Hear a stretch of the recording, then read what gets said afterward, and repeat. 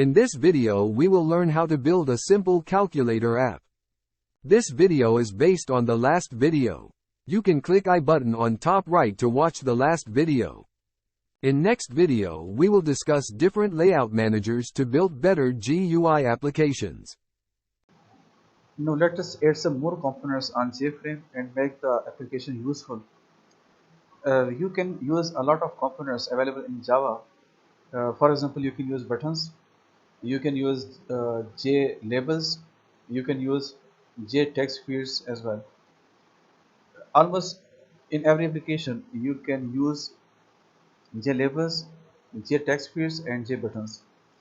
J buttons are basically used to make some processing. You need to write some code against J buttons, and that code is executed when the click event is fired against buttons. We have already seen this thing in last videos. You can also use J text field, sometimes called simply text field.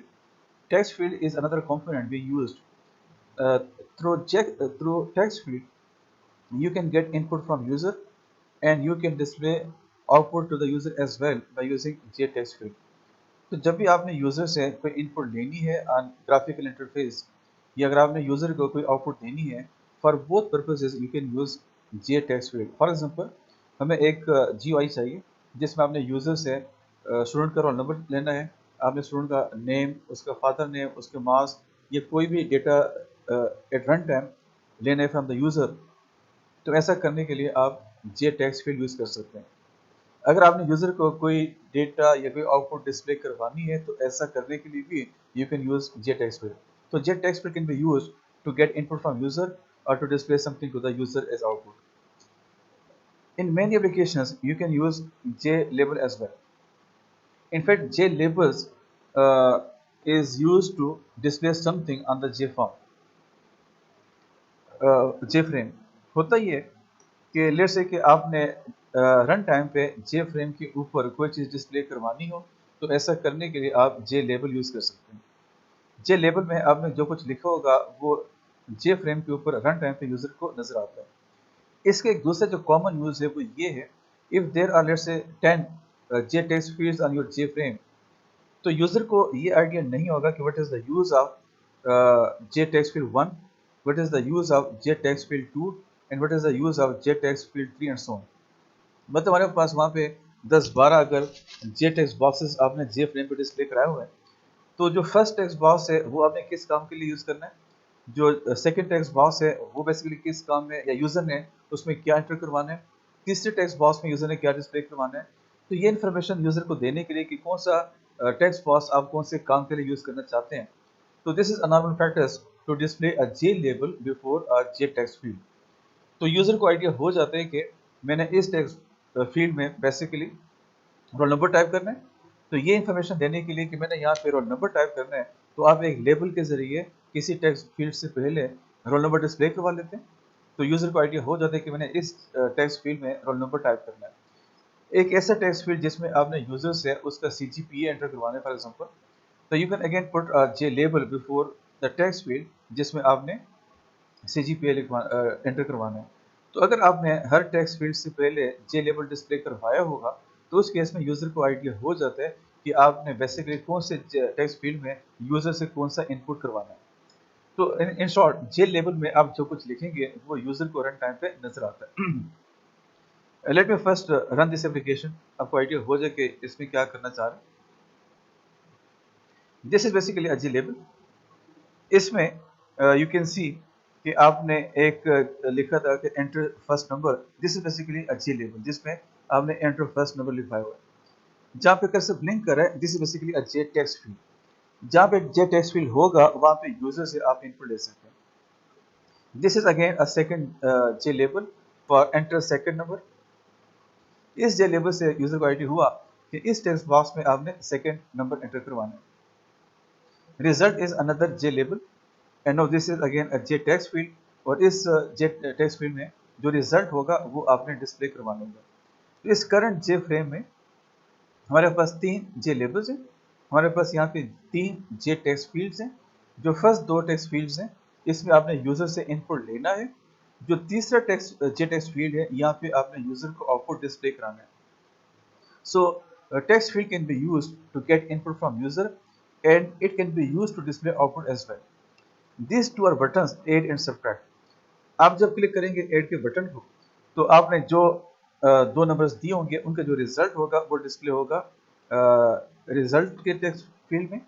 अगर आप click करेंगे run time पे subtract के button को तो आपने जो input दिए होंगे उनका जो रिजल्ट होगा एज ए सब्ट्रैक्शन वो डिस्प्ले हो जाएगा तीसरे जे टेक्स्ट फील्ड में। तो लेट्स से हमारे पास जो फर्स्ट वैल्यू है दैट इज 11, जो सेकंड वैल्यू है लेट्स से दैट इज 2। अगर मैं क्लिक करूंगा इस 8 के बटन को तो उन 11 प्लस 2 का जो रिजल्ट होगा वो तीसरे टेक्स्ट फील्ड में डिस्प्ले हो रहा है। इसको क्लिक करने से जो उनका result as a subtraction first number minus second number का जो रिजल्ट होगा वो डिस्प्ले हो रहा है इस तीसरे टेक्स्ट फील्ड में। No this is the required output. हमने इस तरह का जे फ्रेम, इस तरह का GUI डिस्प्ले कराने टू द यूजर। इस तरह के GUI को डिस्प्ले कराने के लिए हमें 3 लेबल्स, हमें 3 टेक्स्ट फील्ड्स और 2 बटन्स रिक्वायर्ड हैं। हमने अभी तक जितना डिस्कस किया वो सारा यहाँ पे कवर होगा, प्लस यहाँ पे कुछ और एक्स्ट्रा चीज़ें भी हमें मिलेंगी।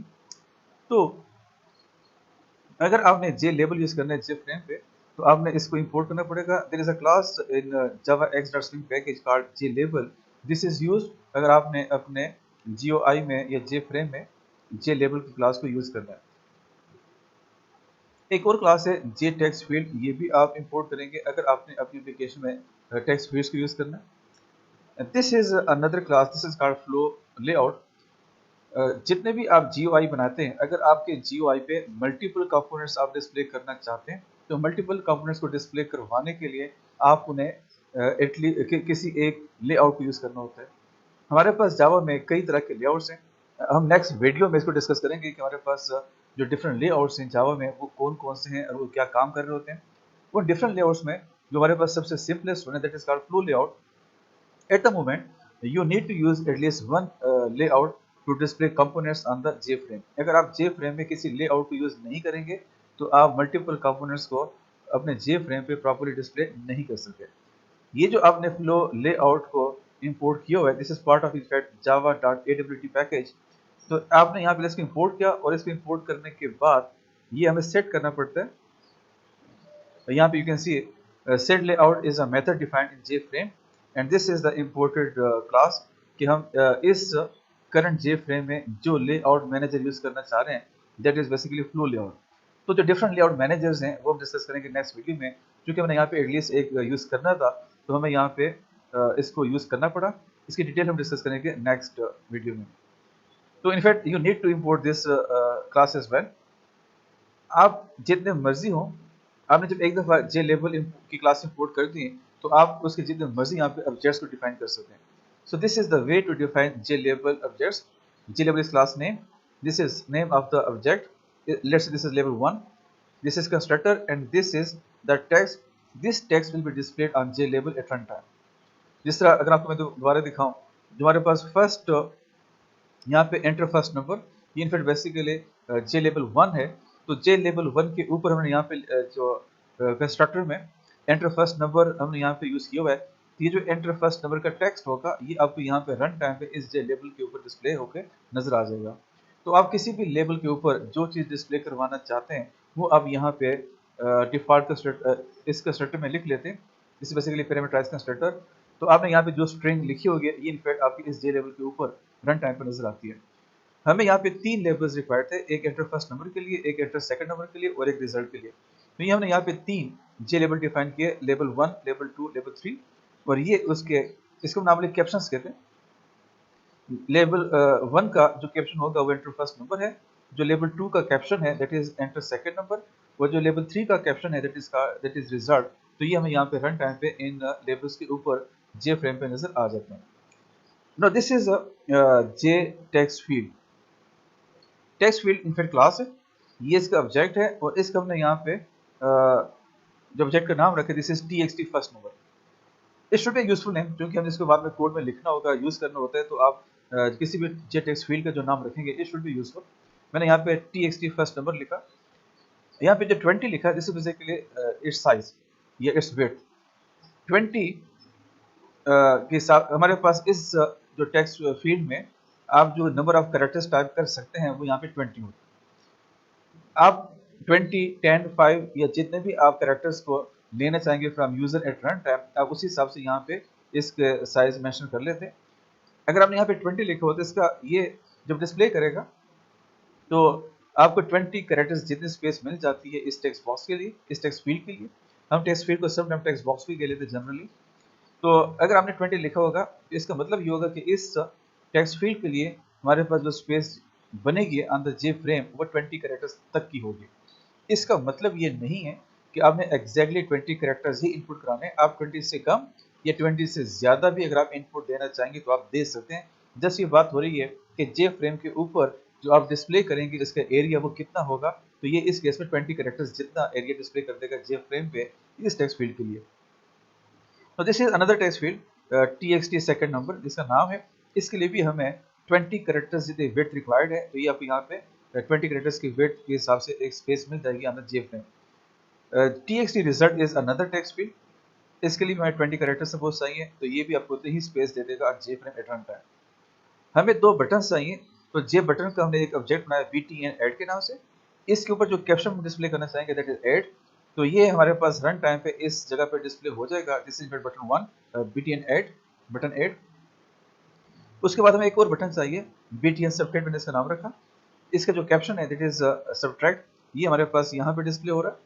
तो हमें जितने कंपोनेंट्स इस जे फ्रेम पे डिस्प्ले करवाने हैं वो मैंने यहाँ पे डिफाइन कर दिए। ये हमारी क्लास का कंस्ट्रक्टर है। हमने यहाँ पे साइज डिफाइन किया कि जो जे फ्रेम की जो विंडो बनेगी उसकी जो विड्थ है दिस इज 250 मेगापिक्सल्स एंड जो हाइट है वो भी 250 मेगापिक्सल्स। तो आप कोई भी एक विंडो यहाँ पे अपनी मर्जी के हिसाब से, अपनी मर्जी के हिसाब से विड्थ एंड हाइट यहाँ पे डिफाइन कर सकते हैं। You need to define layout कि ये कौन सा लेआउट मैनेजर यूज करेगा। हम फिलहाल यहाँ पे यूज कर रहे हैं फ्लो लेआउट, इसको डिस्कस करेंगे बाद में कि हमारे पास और कौन से चॉइसेस हैं इसके अलावा। आपने जितने भी कंपोनेंट्स डिफाइन किए होते हैं, हमने यहाँ पे डिफरेंट लेबल्स डिफाइन किए, हमने यहाँ पे डिफरेंट टेक्स्ट बॉक्सेस डिफाइन किए and we have defined a couple of buttons as well. Then you need to add all these components on J frame. तो ये हमने लास्ट टाइम यूज किया था पिछले वीडियोस में भी कि you need to use add method and then this is the name of the component to be displayed on J frame. This sequence is important. First जो लेवल 1 होगा वो display होगा हो जाएगा ऑन द जे फ्रेम। उसके बाद जो text field है txt फर्स्ट नंबर ये डिस्प्ले करेगा ऑन द सेकंड नंबर। उसके बाद ये डिस्प्ले करेगा इस लेवल को, फिर डिस्प्ले करेगा इस टेक्स्ट बॉक्स को, फिर एड ये डिस्प्ले करेगा जे फ्रेम दिस लेवल। जिस सीक्वेंस में आपने यहाँ पे जिन कंपोनेंट्स को ऐड किया होगा उसी ही सीक्वेंस में हमारे पास ये डिस्प्ले हो जाएंगे ऑन द जे फ्रेम। हमारे पास यहाँ पे दो बटन है, एक btn ऐड और एक btn सबट्रैक्ट। जैसे हमने लास्ट वीडियोस में देखा कि आपने हर बटन के अगेंस्ट आपने एक एक्शन लिसनर को भी साथ अटैच करना होता है। तो हमने बटन 8 के अगेंस्ट जो एक्शन लिसनर यहाँ पे रजिस्टर किया, this is btn 8 action listener. हमने लास्ट वीडियो में डिस्कस किया कि ये अगर आप चाहें तो आप अलग क्लास भी डिफाइन कर सकते हैं और ये आप इसी क्लास के अंदर एज अ इनर क्लास भी डिफाइन कर सकते हैं। तो इसी हमने इस एप्लीकेशन में इसको मैंने as a inner class define किया हुआ है, मैं आपको आगे दिखाता हूँ। तो इस कोड का मतलब ये कि आप रन टाइम पे जब बटन 8 को क्लिक करेंगे तो इस इनर क्लास में तुम्हारे पास एक्शन परफॉर्म का मेथड होगा वो एग्जीक्यूट होगा। बटन सबट्रैक्ट के अगेंस्ट आपने जिस एक्शन लिसन को रजिस्टर किया हुआ है this is btn subtract action listener, again this is an inner class और इसके अंदर जो एक्शन परफॉर्म का मेथड है वो एग्जीक्यूट होगा when you click button subtract at run time. Now let me show you this classes. This is btn button 8 action listener, again this is inner class। ये implement कर रहे हैं इस interface को और इस इंटरफेस में हमारे पास एक मेथड था जो हमें यहाँ पे डिफाइन करना था, ये हमने लिखा है। तो ये वो कोड है जो कि एग्जीक्यूट होगा उस बटन के अगेंस्ट जिसने इस एक्शन लिसनर को अटैच किया होगा अपने एक्शन लिसनर के तौर पर। इन अदर वर्ड्स जब बटन 8 को क्लिक किया जाएगा तो उस केस में हमारे पास इस क्लास का जो एक्शन परफॉर्म का मेथड है ये आपका एग्जीक्यूट होगा। इस एक्शन परफॉर्म में हम करने क्या चाह रहे हैं, हमारे पास ये कुछ कोड है।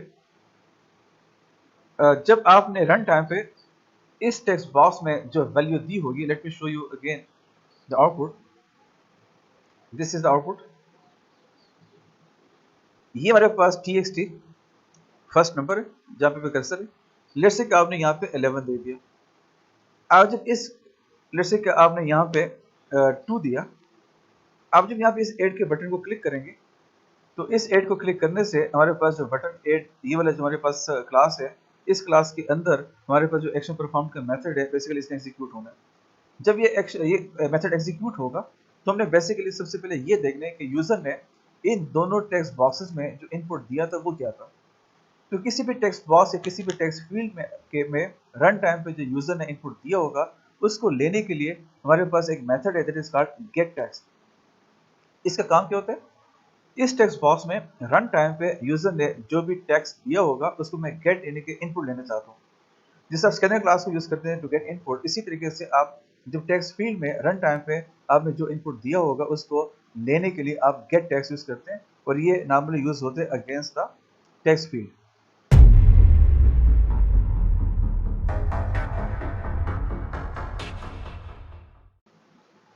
तो गेट टेक्स्ट एक मेथड है जो कि किसी भी टेक्स्ट फील्ड से आपको रन टाइम पे आपने जो वहाँ पे इनपुट दिया होगा उसको गेट करने के लिए यूज कर सकते हैं।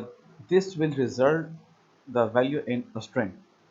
So it means that whatever you type in a text field, this will be a string, and you can get this string by using get text. If this is a numeric string, like in the given example, if this is 11, then you can convert this numeric string into integer by using integer.parseInt method.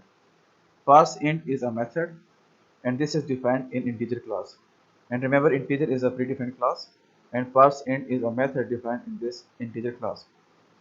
So once the value entered in the text field is received by using getText method, then this value will be converted into integer, and this value is then stored in a variable a, and the type of variable a is integer. तो as a result आपने इस text field में जो value दी होगी, if this is a numeric value, तो ये gate करेगा इसको एज अ स्ट्रिंग। इस न्यूमेरिक स्ट्रिंग को ये कन्वर्ट कर देगा इंटीजर में, और इंटीजर में कन्वर्ट करने के बाद वो वैल्यू स्टोर हो जाएगी वेरिएबल ए में जिसकी टाइप इंटीजर है। इसी तरीके से this is txt second number at run at runtime. If the user has entered a numeric value, then to get this numeric value, you can use the get text. In fact, whatever the user has entered in this text field can be received by using get text method. This will be a string. In fact, whenever the user types something in a text field, this will be always a string. And this string can be received by using get text method. This numeric string will then be converted into integer by using integer.parseInt method, and once it is converted into integer, it can be stored in a integer variable. In this case, it will be stored in variable b, and data type of b is integer. So after this process, in fact, आपने दो integer values receive की होगी। As a whole, इस case में जो 11 होगा ये store हो जाएगा वेरिएबल a में, जो 2 होगा ये स्टोर हो जाएगा वेरिएबल b में। Know the remaining process is simple. आपने यूजर से दो वैल्यूज ले ली हैं। नो इट डिपेंड्स कि आप उन दो वैल्यूज का क्या करना चाहते हैं। इन दिस गिवन एग्जांपल हम उन दो वैल्यूज को न्यूमेरिकली ऐड करना चाह रहे हैं। तो ऐसा करने के लिए हमने यहाँ पे a प्लस बी किया, and the result is stored in variable c, and type of c is again integer. तो इस केस में हमारे पास 11 plus 2 it becomes 13, and this 13 will be stored in variable c।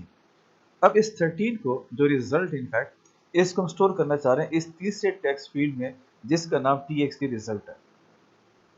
तो रिमेंबर, अगर आप किसी text field में डेटा को रन टाइम पे स्टोर करना या डिस्प्ले करना चाहते हैं तो for this purpose you can use the method set text. जिस तरह गेट टेक्स्ट था, get text is used to get data to get text from a text field, and set text is used, this is a method used to set some text in a text field। तो हमारे पास C में जो data value है उसको हम इस text box में, इस टेक्स्ट फील्ड में सेट करना चाहते हैं तो या डिस्प्ले करना चाहते हैं, तो ऐसा करने के लिए you can use the set text method. This is important। In the set text method there will be a single parameter, and the type of this parameter will be a string value। The type of C is in fact integer, and in set text you are supposed to give a string value. Now you need to convert this integer value into string, and for this purpose you can use string dot value of method. Value of is another method, and this is defined in string class. String is a predefined class, and in this class value of method is defined, and this value of will convert a numeric value into string. So as a result, the value of C, which is basically 13 in this current case, this numeric in this integer will be converted into string by using value of method.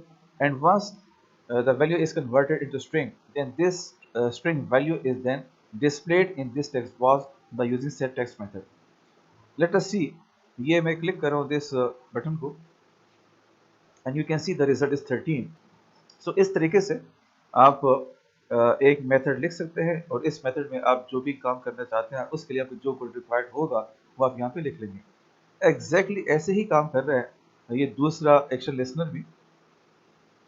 In this action listener this is btn subtract action listener. This is basically again an inner class, and this is implementing action listener, और इसको हमने register किया था with button subtract।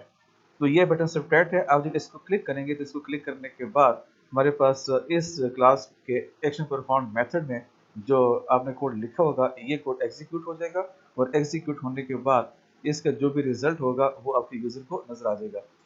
इसका almost वही code जो कि हमने ऑलरेडी डिस्कस किया। The only difference is that in this case you are using c equal to a minus b, because of course हमने यहाँ पे सब्ट्रैक्ट करना है, तो सब्ट्रैक्ट करने के लिए you need to write this code.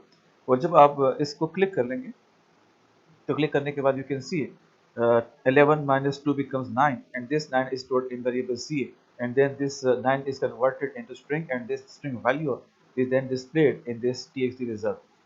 uh, आपने ये भी देखा कि in the same text field you can display more than one values at different times, but one value at one time. I hope so कि आपको idea हो गया होगा कि हम GUI को कैसे बिल्ड करते हैं, और कैसे आप GUI पे मल्टीपल कंपोनेंट्स को डिस्प्ले कर सकते हैं, और कैसे आप मल्टीपल बटन्स के लिए मल्टीपल एक्शन लिसनर्स डिफाइन कर सकते हैं बाय यूजिंग इनर क्लासेस, और कैसे आप उनको अटैच कर सकते हैं विद डिफरेंट बटन्स।